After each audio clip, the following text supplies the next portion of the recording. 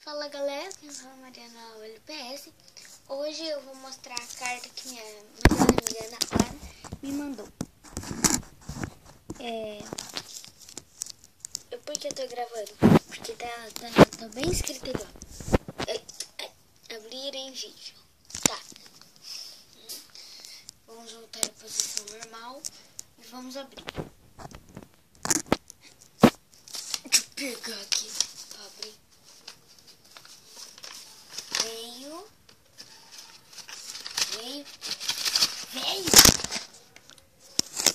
Gente, desculpa.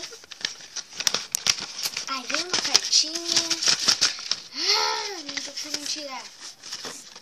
Que é, estou segurando um tablet e a outra carta, tentando retirar alguma coisa da carta. De novo. Se demorasse muito, o tablet ia estar trincado já. Ai, tirei alguma coisa. Ai, finalmente.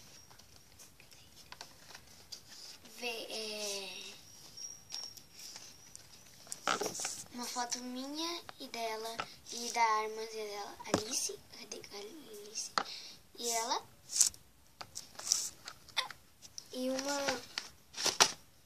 Ai! E uma cartinha, né? Não vou ler pra vocês porque é muito pessoal, então deixa. Coisas de melhores amigos, então. Eu não quero ler a carta. Então vou mostrar as fotos e as outras coisas que vieram.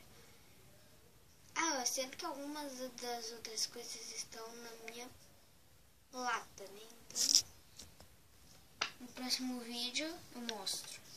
E uma foto minha.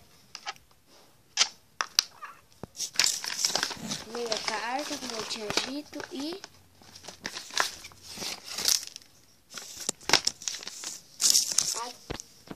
não foi só isso de bala, não. Foi... Não sei, porque a maioria das pessoas junto da festa que eu fui. Ela já foi. Mas foi isso.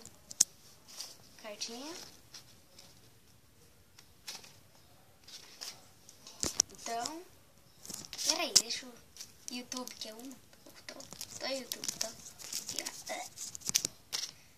Não dá pra tu pegar, então deixa.